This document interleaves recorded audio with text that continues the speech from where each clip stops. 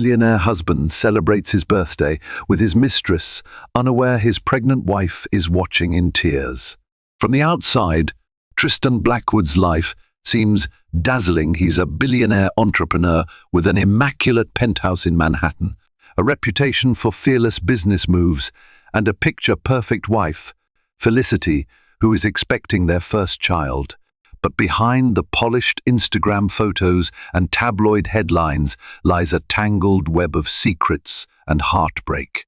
As the night of his grand birthday party arrives, Tristan does the unthinkable, flaunting his mistress, Eva Foster, right under Felicity's tearful gaze. Unaware that his pregnant wife is watching from the shadows, he toasts champagne with the other woman. The question isn't whether everything will collapse, it's how devastating the fallout will be. Tristan Blackwood was born into privilege, but his life story was far from a typical tale of inherited riches. Yes, his father, Rowan Blackwood, owned an impressive shipping empire headquartered in London, and his mother, Eleanor, came from a renowned family of Swiss bankers. Still, Tristan fought to prove himself beyond the confines of his parents' legacy. From a tender age, he displayed a restless ambition that set him apart from his peers.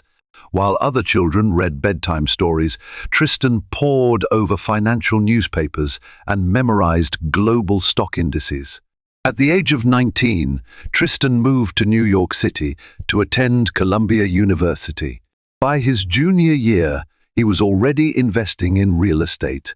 By 25, he had launched a cutting-edge technology startup that secured millions in venture capital funding. He rubbed shoulders with the likes of Jeff Bezos and Bill Gates at charity galas, and celebrity gossip columns often ran articles about the tech prince from across the Atlantic. Tristan's world was a blur of success and excitement: private jets, lavish parties at rooftops overlooking Central Park, and art auctions where he'd drop hundreds of thousands of dollars on masterpieces. He was known for showing up at events wearing bespoke suits and gold cufflinks, playing the part of the charismatic mogul with ease. On the surface, Tristan radiated charm and kindness. He regularly donated to philanthropic causes, establishing scholarships in his parents' names. He was deeply loved by those who benefited from his generosity. But for all his success, Tristan couldn't escape the quiet emptiness that crept into his lonely penthouse every night. When the parties ended and the cameras left, a hollow feeling settled in. Despite an endless roster of acquaintances, Tristan lacked meaningful connections. He never quite knew who liked him for who he was, and who was merely dazzled by his wealth. The tabloids fed off his relationship rumors, pairing his name with a rotating cast of socialites and actresses, yet none of those flings lasted. Everything changed the night he met Felicity Hampton at a black tie fundraiser for the Manchester Children's Hospital. Felicity, though of modest background, had a refined elegance that enthralled him. She volunteered with non-profit organizations, dedicating her time to humanitarian projects in impoverished areas around the world. Where Tristan was flashy and often surrounded by noise, Felicity was thoughtful, measured, and quietly confident. Their courtship was swift yet sincere. Within a year, they were married in an exclusive ceremony at a centuries-old family chapel outside London. Tristan felt certain that Felicity was the anchor to steady the turbulence of his fast-paced life. For a while, it seemed he had found genuine happiness, someone who appreciated him beyond his bank account, who saw him as more than a brand or a big name. Someone who wanted to build a family and a future that transcended glittering galas. But all that glitters is not gold. Beneath the surface of their lives lay threads of tension woven by secrets, illusions, and the magnetic allure of forbidden desire. Felicity Hampton Blackwood grew up worlds away from the Blackwoods' opulent lifestyle. The daughter of two public school teachers from upstate New York, Felicity learned the value of hard work and perseverance early on.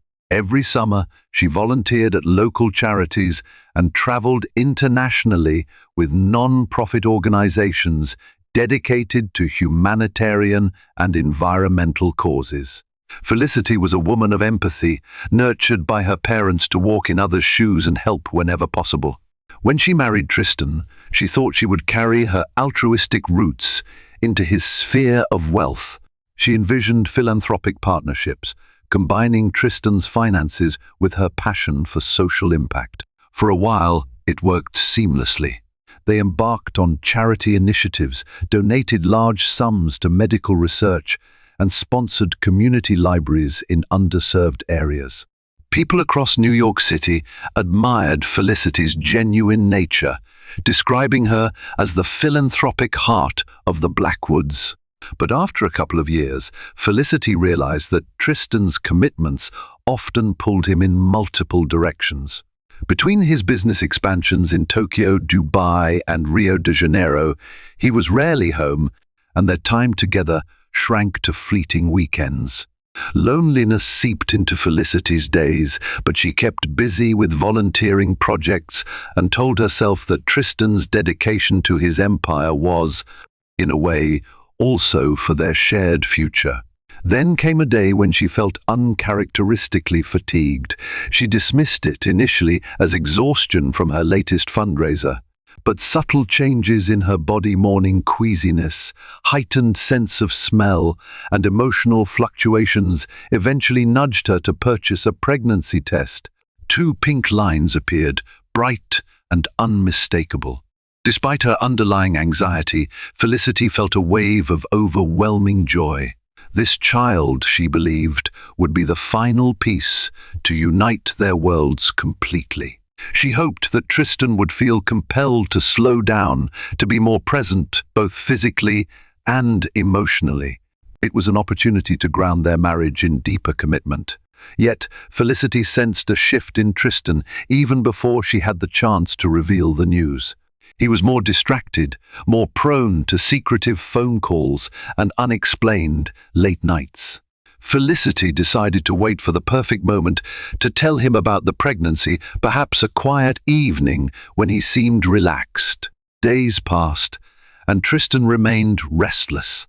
He cancelled a weekend trip to the Hamptons, claiming urgent business matters. His phone lit up with messages from unknown numbers. Late-night dinners turned into cold plates on the dining table. Felicity tried to reassure herself that Tristan was just under pressure. After all, multi-billion-dollar deals didn't close themselves. But her heart ached with the growing suspicion that something else was amiss. Longing to confide in someone, she turned to her childhood friend, Rachel Davis, a pediatric nurse with a heart of gold who had known Felicity since they were 10 years old. Over coffee at a quaint Brooklyn cafe, Felicity finally confessed she was pregnant, yet felt terrified that her marriage was slipping away. Rachel listened intently, reminding her friend that communication was key. Felicity resolved that night to tell Tristan about the baby as soon as possible. She believed that this shared miracle would restore their bond. But unbeknownst to her, Tristan's mind was drifting ever farther, entangled in a dangerous secret that would soon unravel both their lives in ways she could never imagine.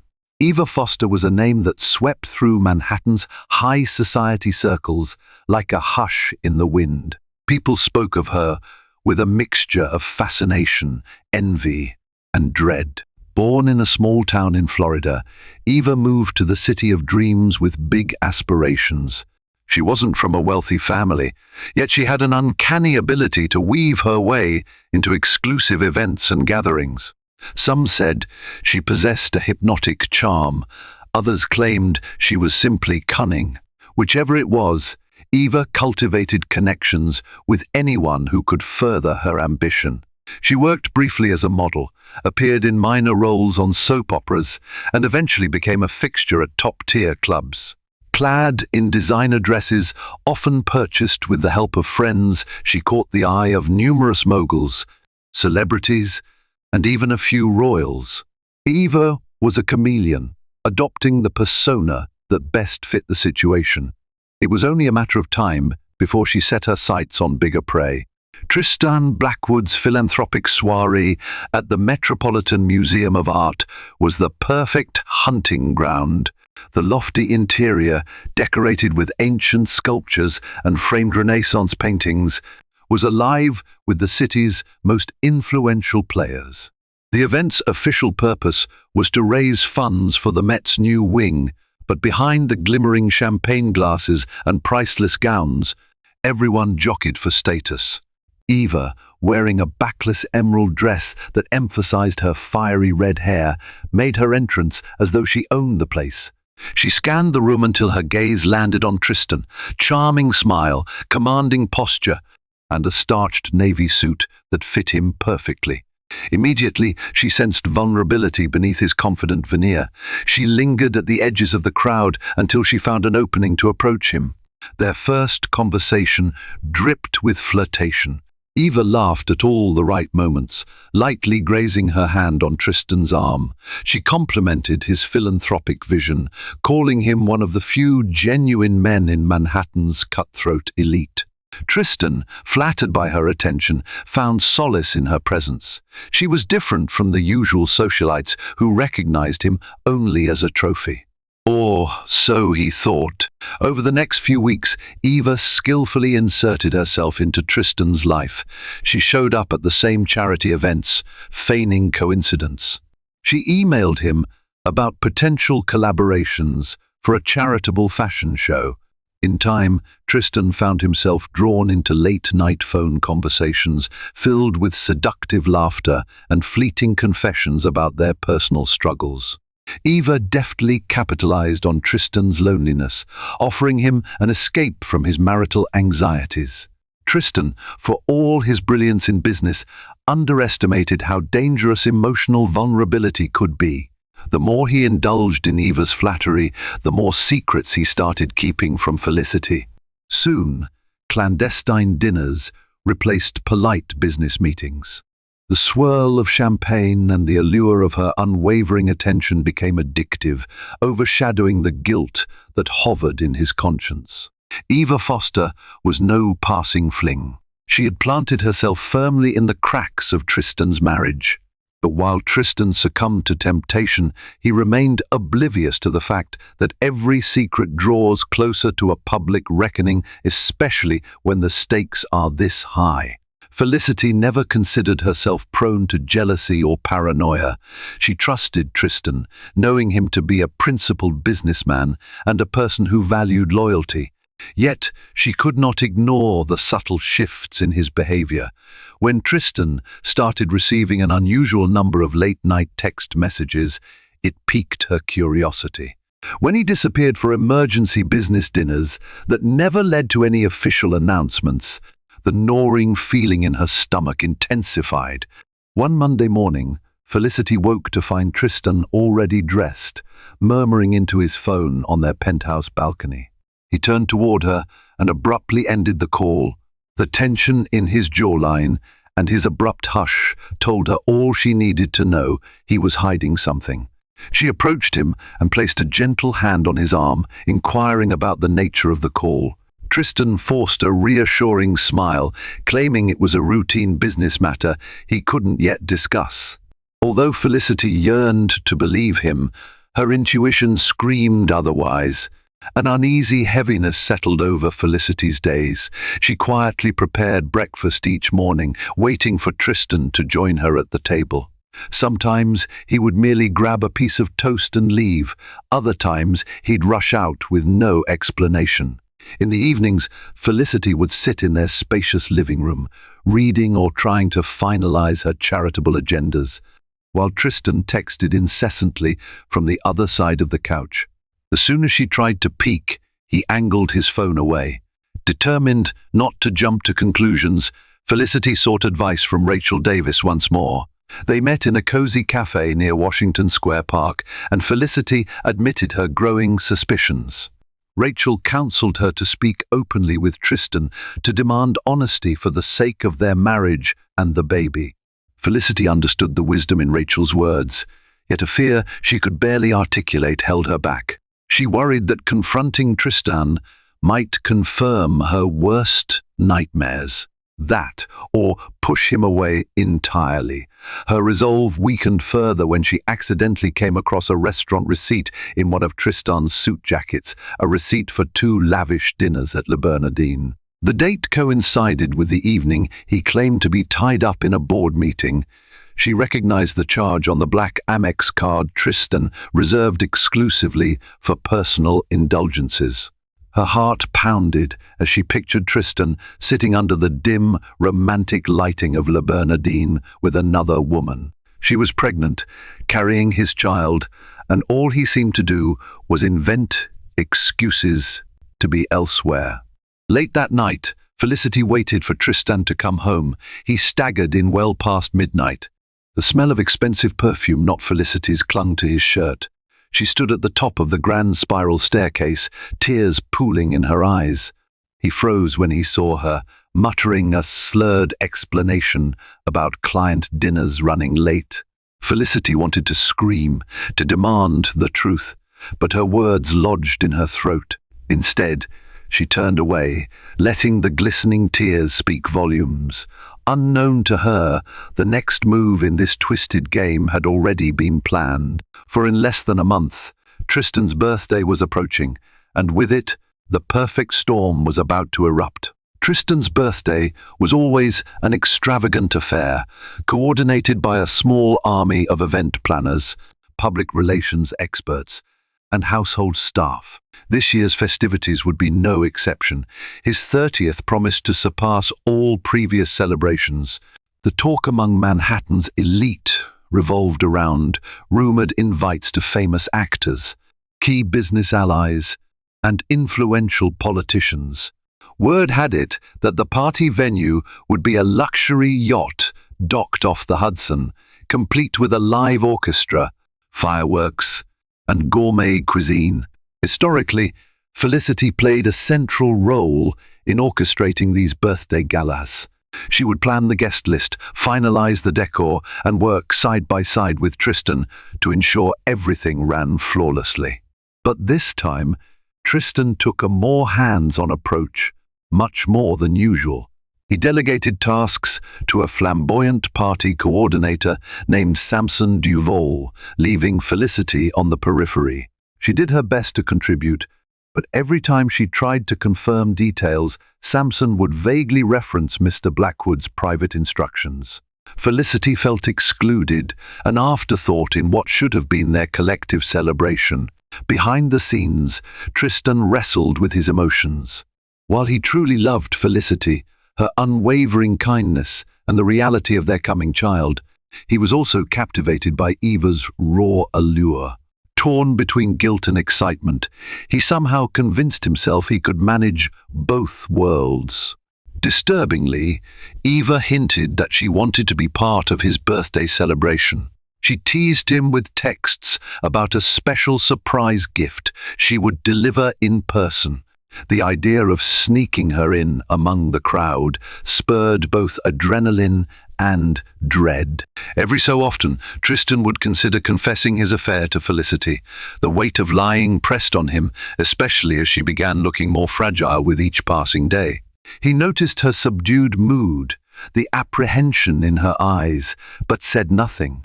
Sometimes he wondered if it was his own fear of losing Felicity, fear of public scandal, fear of shattering the perfect image he had built that silenced him. Meanwhile, Felicity found hope by focusing on the baby growing inside her. Despite her marital heartbreak, she clung to the thought that a new life might bring renewal. She visited Dr. Mona Sable, an obstetrician at Mount Sinai Hospital. Dr. Sable confirmed that the pregnancy was progressing well, but cautioned Felicity to stay calm and reduce stress levels. Felicity laughed nervously, knowing that her current situation was anything but relaxing.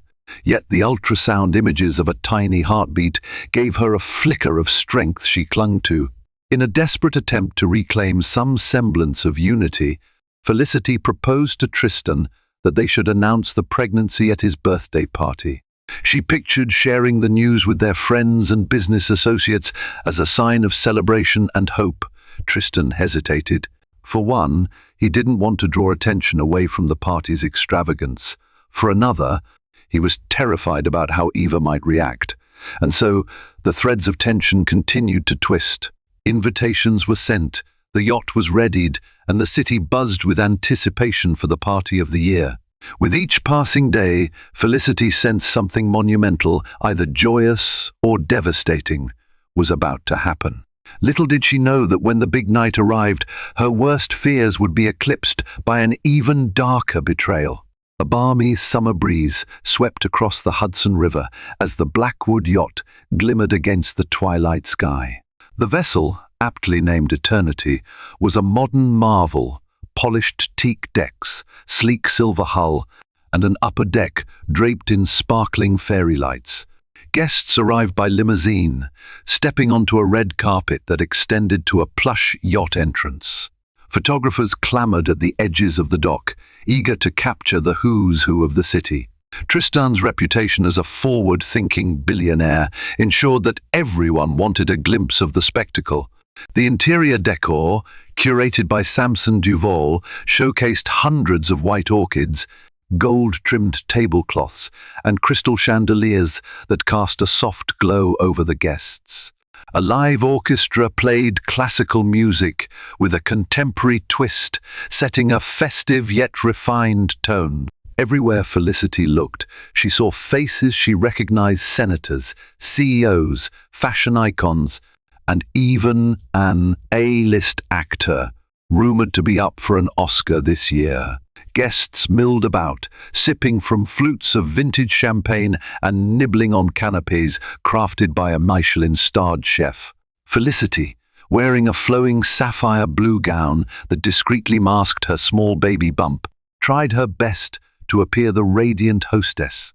She offered polite smiles, engaged in small talk about philanthropic work, and thanked guests for coming. But behind her composed exterior, her heart hammered with unease. Tristan was nowhere in sight. She had spotted him earlier, greeting foreign investors from Dubai, but he vanished into the crowd shortly afterward. At last, Felicity glimpsed Tristan by the yacht's railing, locked in an animated conversation with a woman whose back was turned. Felicity's breath caught at the sight of Eva's vibrant red hair cascading down her shoulders, instantly recognizable even from behind. She wore a figure-hugging black dress with a diamond necklace that sparkled like a constellation. Tristan seemed tense, gesturing in a way that suggested he was trying to maintain composure. Felicity felt her stomach churn, an overwhelming urge to approach. But just then, a board member from Tristan's company intercepted Felicity to discuss an upcoming stockholders' meeting. Trapped by social niceties, Felicity forced herself to exchange pleasantries. All the while, her eyes couldn't help but dart toward Tristan and Eva. She watched in dismay as Eva touched Tristan's chest, a gesture far too intimate for a casual conversation. Moments later, the orchestra conductor tapped his baton against the stand, and a hush fell over the crowd. Samson Duval took center stage with a microphone in hand, announcing the start of the festivities, praising Tristan for his philanthropy and vision. The spotlight panned toward Tristan, who stepped forward with a practiced smile. He gave a short speech thanking everyone for attending. He spoke of future business ventures, philanthropic dreams, and how each person in the room played a role in his success. What Tristan did not mention was the child Felicity carried, or the woman quietly lingering behind him. Felicity's heart sank. They had discussed possibly revealing the pregnancy, but Tristan seemed to have conveniently forgotten that plan. As the speech concluded, the crowd erupted into applause. Music resumed, the party revved back up, and fireworks lit the sky in bursts of color that reflected on the water. A swirl of excitement enveloped everyone present. Everyone, that is, except Felicity. She stood, feeling invisible and utterly alone, oblivious to the true depths of betrayal about to unfold. Standing among glittering socialites and the swirl of crystalline laughter, Felicity felt an inexplicable pull to go upstairs, where a more private lounge stretched across the yacht's upper deck. Something in her gut told her that Tristan and Eva were there, hidden from the prying eyes of the party. As the fireworks sparkled overhead, Felicity quietly excused herself and climbed the curving staircase, each step punctuated by her pounding heartbeat. At the top, a soft glow from table lamps revealed plush seating areas arranged for intimate conversation. Felicity scanned the space, her eyes adjusting to the dim light, and there, behind a grand piano, she found them. Tristan and Eva in a corner, partially obscured by gauzy curtains that fluttered in the breeze. They were laughing quietly, heads close together, champagne flutes in hand. Felicity's breath caught in her throat as she took in the sight of Eva resting a manicured hand on Tristan's shoulder, leaning closer to whisper something in his ear. The sparkle in Tristan's eyes, the ease in his body language, all of it felt like a dagger to Felicity's chest. This was a side of him she used to see when they first started dating, open, relaxed, enthralled. Now it was directed toward another woman. Tears blurred Felicity's vision. Her first instinct was to run to spare herself the indignity of confronting them. Yet, she couldn't tear her eyes away. Her chest tightened as she heard Tristan chuckle softly, saw him delicately brush a strand of Eva's hair aside. In that moment, Felicity's heart shattered with a clarity she hadn't known before. The suspicion that had gnawed at her for weeks manifested into undeniable proof. Suddenly, Eva leaned in, pressing her lips softly to Tristan's.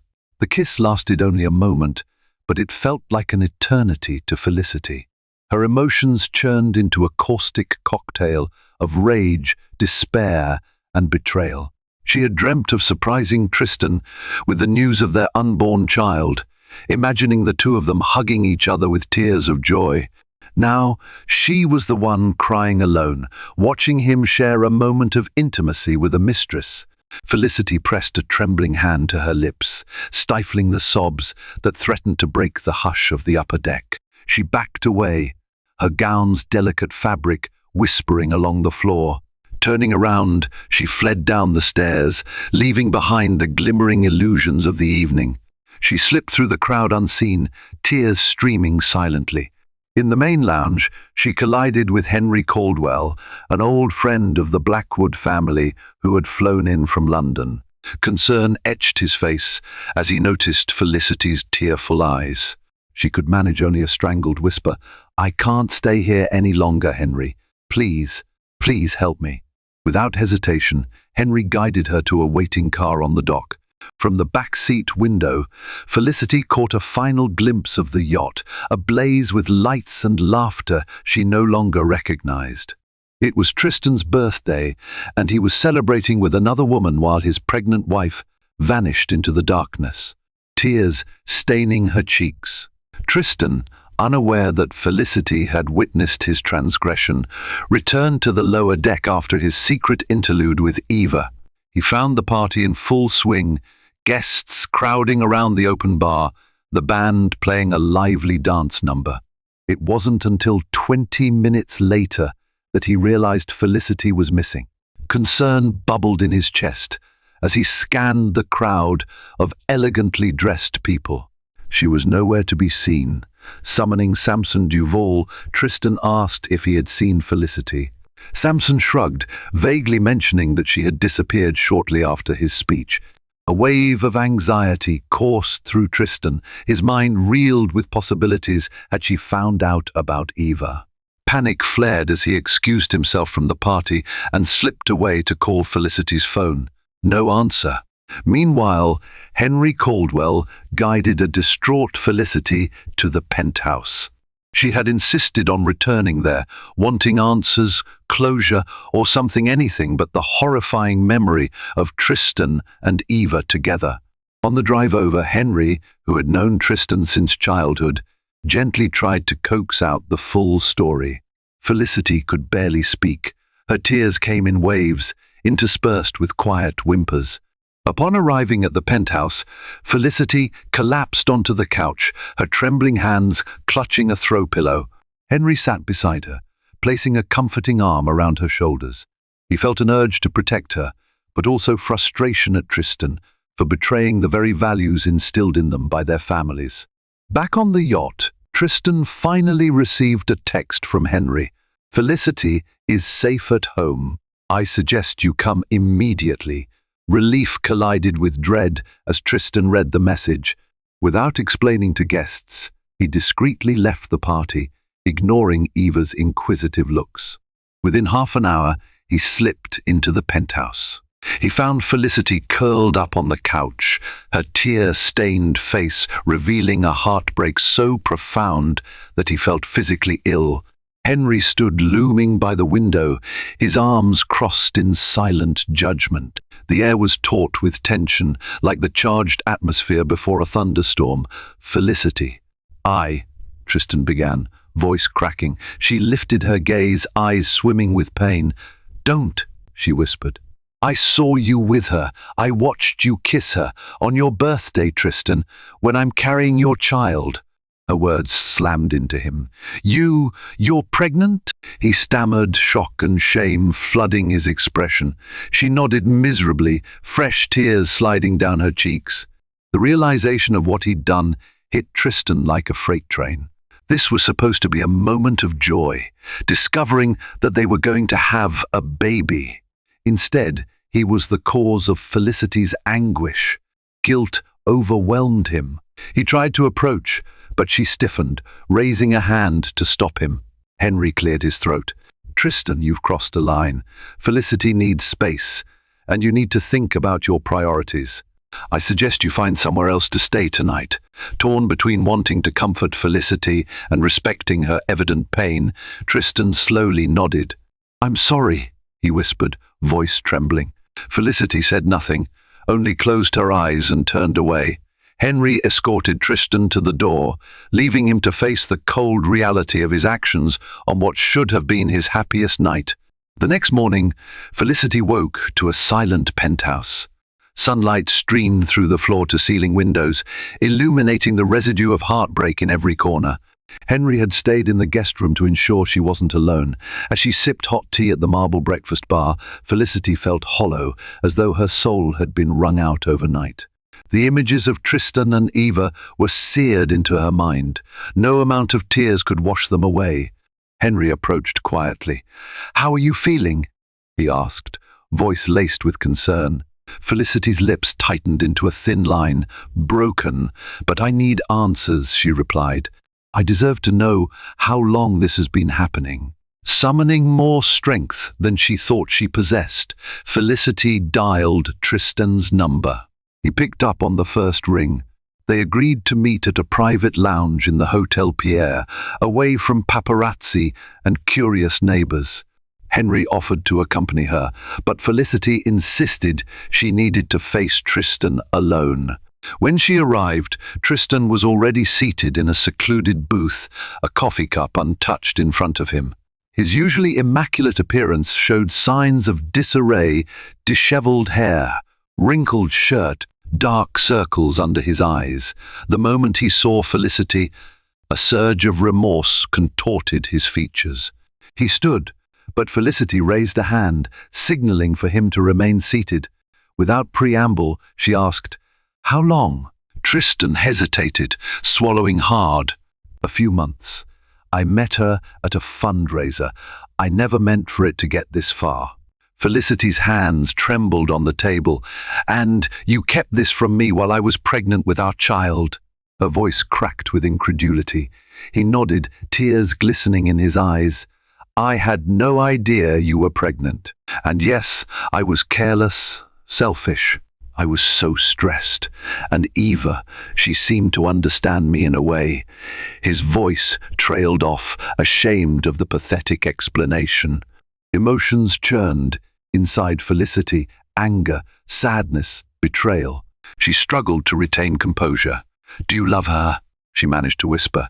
Tristan breathed unsteadily. "No, Felicity. It was never love. It was a mistake, a terrible, stupid mistake. I love you. You're my wife, the only one I ever truly wanted.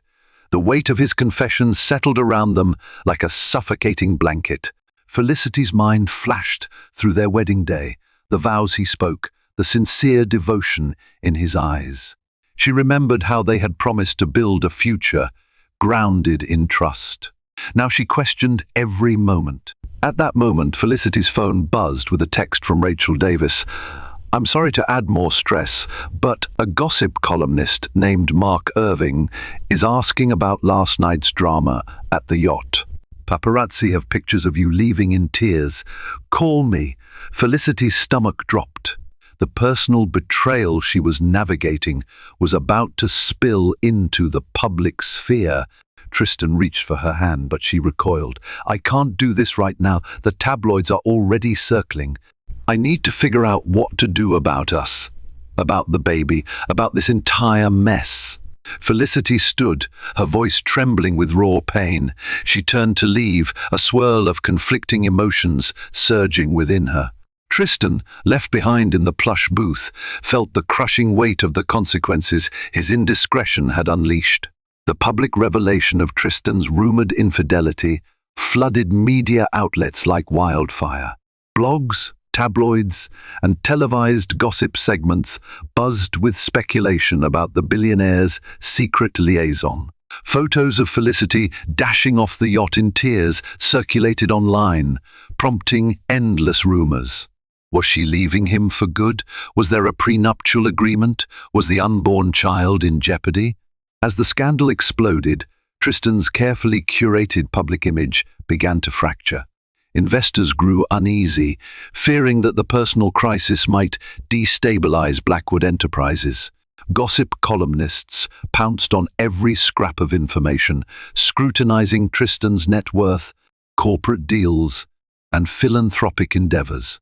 Worse, Eva Foster seemed all too eager for the limelight, fueling rumors with cryptic social media posts that hinted at a romance for the ages and a man who deserves real passion. Felicity took refuge in Henry Caldwell's townhouse on the Upper East Side, seeking distance from the penthouse that echoed with memories of betrayal. She had never craved privacy more in her life.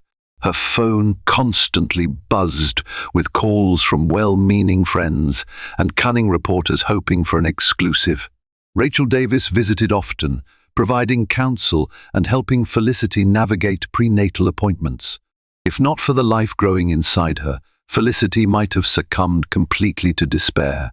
Instead, she drew strength from the knowledge that her baby needed her. Tristan, desperate to salvage their marriage, bombarded Felicity with texts and voicemails. Apologies, pleas, promises. He offered to attend counseling, to end things definitively with Eva, to publicly declare his devotion to Felicity. Yet, the more he pressed, the more Felicity recoiled. She remained haunted by the image of him and Eva on the yacht, the casual intimacy that implied a deeper closeness than a mere fling. Meanwhile, Blackwood Enterprises faced a storm of its own. Several major shareholders considered withdrawing investments, worried that the public scandal would taint the company's reputation. Rival moguls circled like vultures, eager to buy up any shares that might go on sale if the stock price dipped. Tristan met with the board members in frantic sessions, assuring them that his personal issues would not affect the business.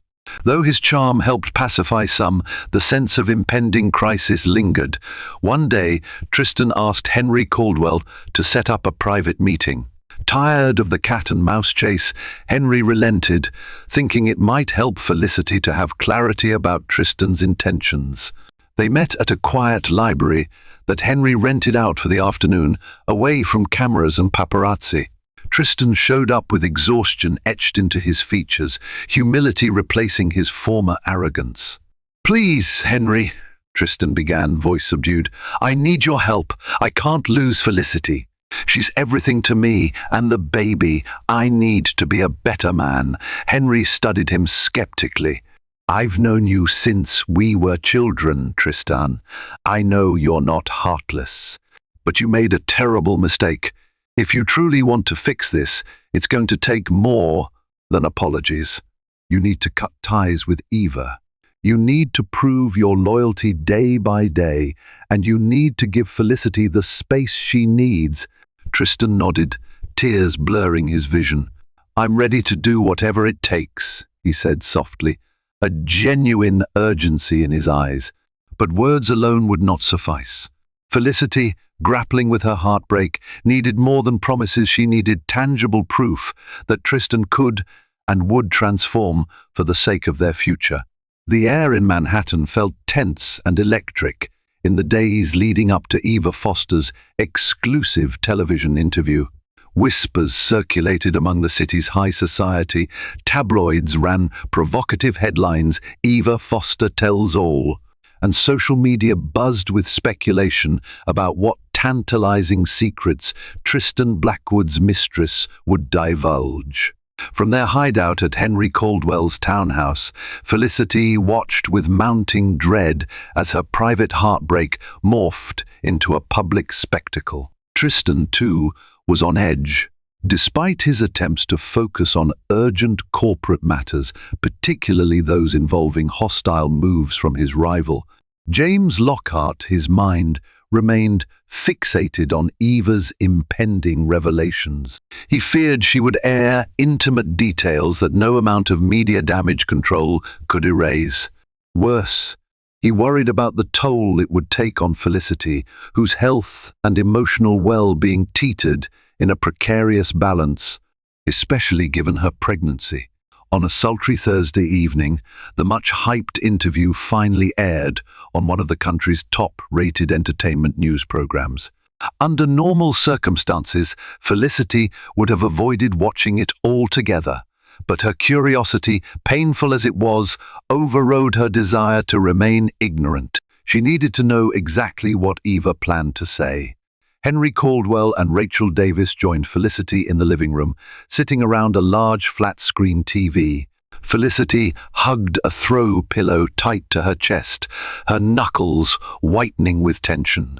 The show's host opened with dramatic fanfare, recapping the swirl of controversy surrounding Tristan's yacht birthday party and the rumors of Felicity's abrupt departure that night. Then, after a brief commercial break, Eva Foster stepped onto the studio set. She wore a striking red dress that draped sensuously over her figure. Her auburn hair shimmered under the stage lights, carefully styled to project both glamour and innocence. With a self-assured smile, she slid into a white armchair across from the host, crossing her legs with practiced poise. Initially, Eva spoke about her humble beginnings, a small-town upbringing, moving to New York to chase her dreams, dabbling in modeling, and seeking success through any means necessary. She made sure to come across as sympathetic, even vulnerable, an underdog who had stumbled into circles of wealth and power. Felicity felt her stomach tighten, recognizing the calculated performance. Then the interviewer steered the conversation toward Tristan. The studio audience leaned forward, anticipating salacious details. Eva leaned in as well, her voice adopting a sweet, almost regretful tone. "I never intended to hurt anyone," she cooed. "But sometimes, when two souls connect, it's impossible to resist." Felicity grit her teeth. Each of Eva's words felt like a fresh cut to her already wounded heart. She saw the flicker of dismay cross Henry's face and felt Rachel's comforting hand on her shoulder. "You're suggesting Tristan Blackwood was unhappy in his marriage," the interviewer prompted. "Is that correct?" Eva paused, clearly relishing the moment. "From my perspective, yes," she said softly, tilting her head as if confessing a heartbreaking truth. He wanted someone who could share not just his luxurious lifestyle, but also his passions, his loneliness. "I was there for him. I think Felicity is a wonderful person. I truly do. But Tristan needed more." A flash of anger surged through Felicity. The audacity of Eva painting herself as Tristan's savior made her blood boil. A tear slipped down her cheek, and she silently reminded herself to stay composed for the baby's sake. The interview climaxed when Eva reached beneath her seat and produced a small velvet pouch. "There's been a lot of talk that I was just a fling," she said, her gaze darting confidently to the camera. But this key proves otherwise. She withdrew a gleaming silver key for the cameras, flaunting it between manicured fingers. "It's a key to Tristan's Tribeca condo, our private haven," she proclaimed, voice brimming with a kind of triumphant satisfaction. "He told me it was for us to make a fresh start, away from the chaos of the media, away from, well, everything else in his life." The interviewer's eyes widened in what might have been genuine shock or a carefully rehearsed reaction for maximum drama. Viewers across the country witnessed the moment with bated breath. And in Henry Caldwell's living room, Felicity felt as though she'd been punched in the gut. Her worst fears crystallized in that instant. The affair wasn't just stolen kisses or late-night rendezvous. Eva was suggesting a future, an existence beyond mere dalliance. Felicity clutched her pillow, tears falling unrestrained.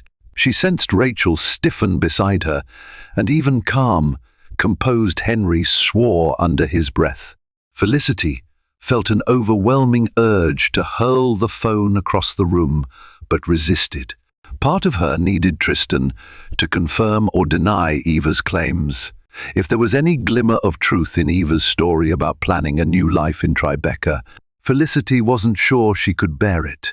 Another part feared yet another web of half-truths designed to placate her. Eva's segment ended, leaving the entertainment show's host breathless and the audience abuzz.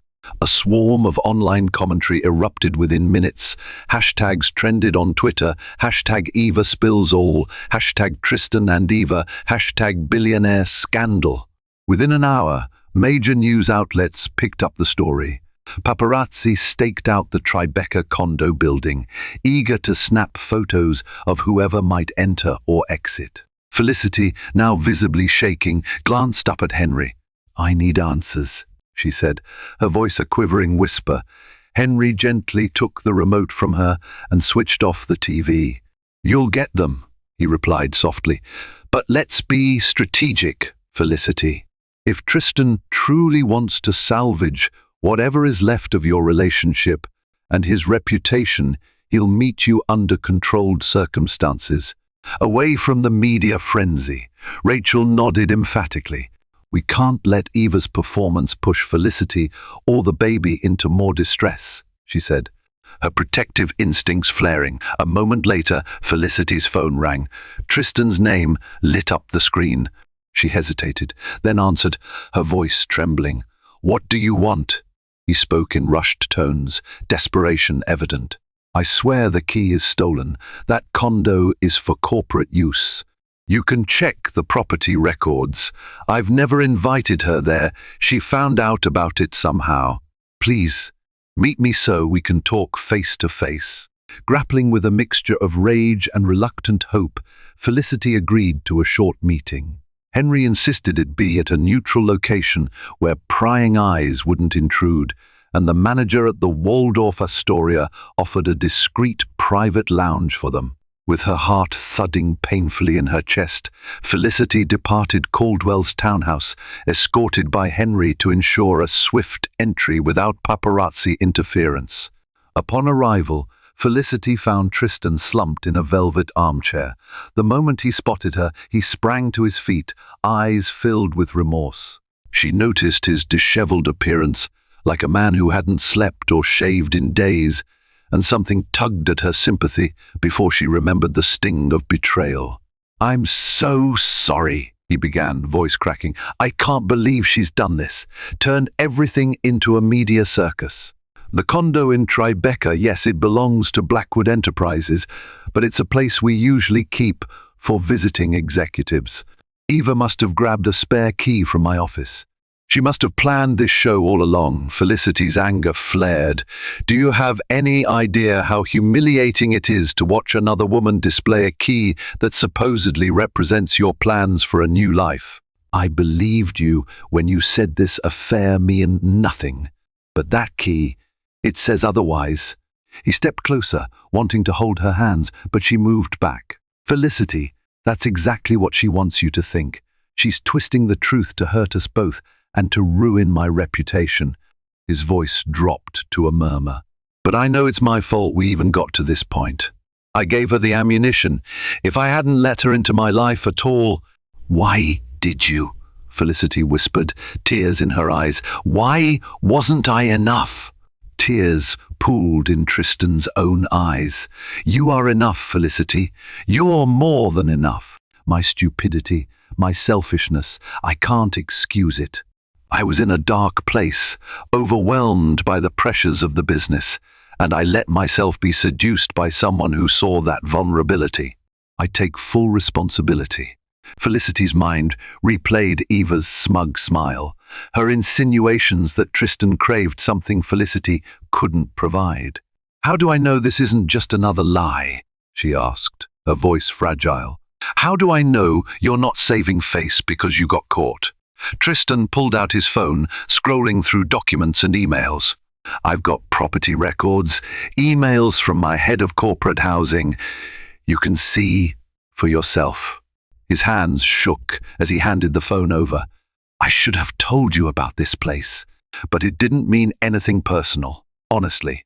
Felicity skimmed the evidence, her eyes lingering on official documents listing Blackwood Enterprises as the sole owner.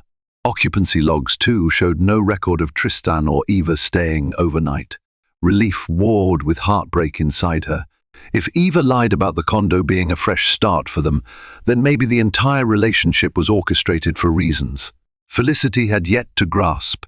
Still, the betrayal remained real. Tristan had chosen to be unfaithful, regardless of Eva's manipulations. I believe that Eva set you up, Felicity finally said, handing back the phone. But the fact remains you allowed her into your life, your heart, to the point that she could do this kind of damage. That's on you, Tristan. He nodded, tears slipping free. I know. I'll spend the rest of my life making amends, if that's what it takes. I can't stand the thought of losing you and our child. Let me prove to you that we can rebuild. For a moment, Felicity felt her defenses weakening. She glanced at Henry, who stood discreetly by the door. Their eyes met, and he offered a small nod, as though reminding her that she was in control of this decision. She turned back to Tristan. You've humiliated me, she said softly, fresh tears threatening to overwhelm her. But we are tied by this baby's life, a life that deserves stability, honesty, and love. I'm willing to hear you out, to see your actions match your words, but don't expect miracles overnight. A cautious hope glimmered in Tristan's eyes. That's all I ask, he whispered. A chance. Felicity inhaled shakily, trying to keep her emotions in check. The paparazzi might be waiting outside, the tabloids running new headlines by the minute, but for now, she stood at a crossroads. With Henry's support, she walked out of the Waldorf Astoria, leaving Tristan behind to face the consequences of the world he'd upended. Tomorrow, they would fight another battle against the press, against Eva's manipulations, and against their own pain. But for that single evening, Felicity just needed to breathe, to remind herself that no matter how dark it seemed, she still had a choice, to try to salvage her marriage or to walk away for good. And as the city's lights twinkled beneath the night sky, she wasn't entirely sure which path she'd finally choose.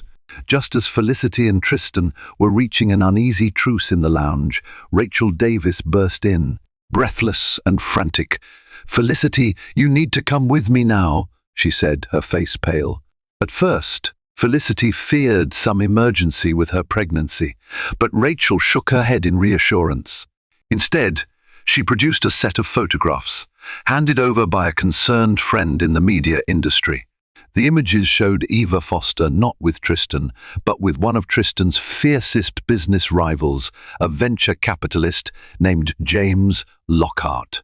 Known for his ruthless tactics, Lockhart had a history of trying to undermine Blackwood Enterprises. In the pictures, Eva and Lockhart appeared to be discussing something over dinner, reviewing documents, then shaking hands. The timestamps dated back weeks before Eva's interview. Tristan's eyes widened in realization. She was collaborating with Lockhart to sabotage me, he muttered, horror creeping into his voice. The puzzle pieces began to fall into place. Eva had aimed to stir up enough scandal to destabilize Tristan's personal and professional life.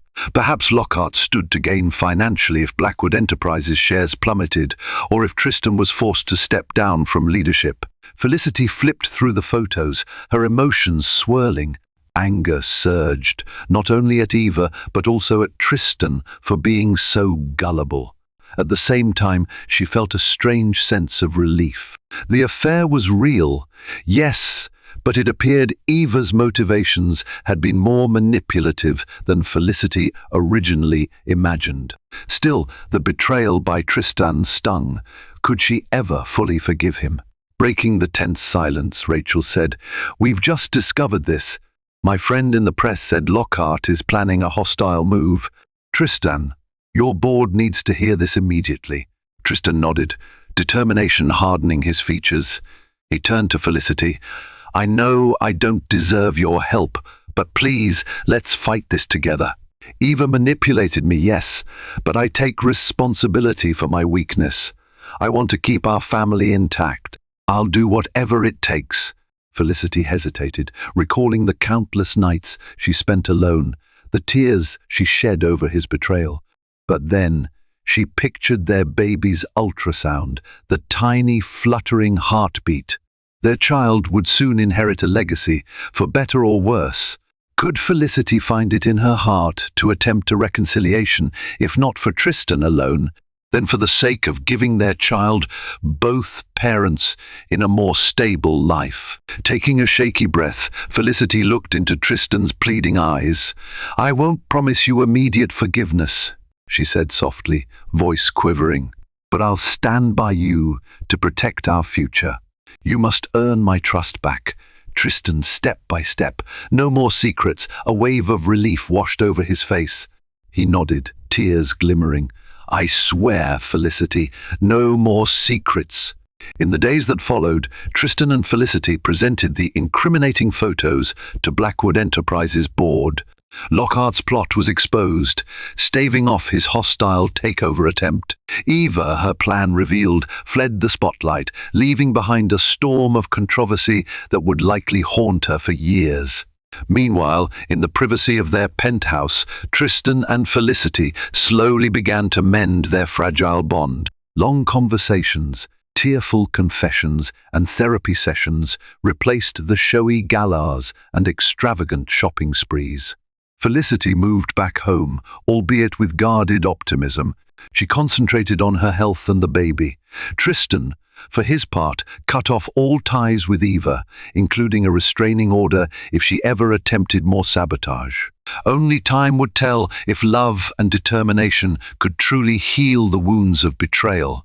Yet for the first time since that fateful birthday night, Felicity found a glimmer of hope flickering in her heart. The road ahead was steep, but at least they were traveling it together, one day, one promise, one heartfelt apology at a time. Thank you for joining me on this tumultuous journey of love, betrayal, and redemption. The story of Tristan, Felicity, and Eva reminds us how even the most glamorous lives can be shaken by secrets and lies, and how, in the end, it's the choices we make after the storm that truly define who we are. Will Tristan and Felicity's fragile hope blossom into a strengthened bond? Can trust be fully restored once it's broken? These questions linger, prompting us to reflect on our own relationships and the power of forgiveness. If this drama-filled tale captivated you, don't forget to hit that like button. Share your thoughts in the comments and subscribe to this channel for more riveting stories that delve into the complexities of the human heart. Every like, share, and subscription supports our continued storytelling, and we can't wait to bring you more. Stay tuned.